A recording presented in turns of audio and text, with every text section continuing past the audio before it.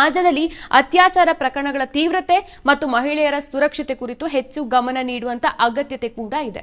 ಇರಾನ್ನಲ್ಲಿ ಅತ್ಯಾಚಾರಿಗಳ ಶಿರಚ್ಛೇದ ಮಾಡಲಾಗುತ್ತೆ.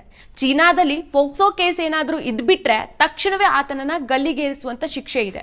ಇನ್ನು ಅಮೆರಿಕಾದಲ್ಲಿ ಅತ್ಯಾಚಾರಿಗಳಿಗೆ ಶಸ್ತ್ರಚಿಕಿತ್ಸೆ ಮೂಲಕ ಹೆಣ್ಣನ್ನ ಮುಟ್ಟೋಕು ಮುಂಚೆ ಆತ ಯೋಚನೆ ಮಾಡಬೇಕು, ಆ ಒಂದು ಶಿಕ್ಷೆಯನ್ನ ಕೊಡ್ತಾರೆ. ಇನ್ನು ಸೌದಿ ಅರೇಬಿಯಾದಲ್ಲೂ ಸಹ ಶಿರಚ್ಛೇದ ಮಾಡುವಂತ ಕಾನೂನು ಜಾರಿಯಲ್ಲಿದೆ. ಇನ್ನು ಜಪಾನ್ನಲ್ಲಿ ಅತ್ಯಾಚಾರ ಪ್ರಮಾಣ ವಿಶ್ವದ ಬೇರೆ ರಾಷ್ಟ್ರಗಳಿಗೆ ಕಂಪೇರ್ ಮಾಡಿದ್ರೆ ಕಡಿಮೆ ಇದೆ. ನಂತರ ಸ್ಥಾನದಲ್ಲಿ ಸಿಂಗಾಪುರ್ ಇದೆ. ಐಸ್ಲ್ಯಾಂಡ್, ನಾರ್ವೆ, ದಕ್ಷಿಣ ಕೊರಿಯಾ ಈ ಎಲ್ಲಾ ದೇಶಗಳಲ್ಲೂ ಸಹ ಅತ್ಯಾಚಾರದ ಪ್ರಮಾಣ ತೀರಾ ಕಡಿಮೆ ಇದೆ.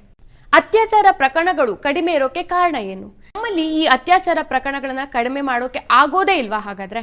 ಈಗ ನಾನು ಹೇಳಿರುವಂತ ಎಲ್ಲಾ ದೇಶಗಳಲ್ಲೂ ಕೂಡ ಮಹಿಳೆಯರ ಸುರಕ್ಷತೆಗೆ ಹೆಚ್ಚಿನ ಪ್ರಾಮುಖ್ಯತೆಯನ್ನು ನೀಡಲಾಗ್ತಾ ಇದೆ. ಆರ್ಥಿಕ ಸಮಾನತೆಯಿಂದ ಜನರು ನೆಮ್ಮದಿ ಸುರಕ್ಷತೆಯಿಂದ ಇದ್ದಾರೆ. ಅಪರಾಧ ಪ್ರಮಾಣ ಹಾಗಾಗಿ ಕಡಿಮೆ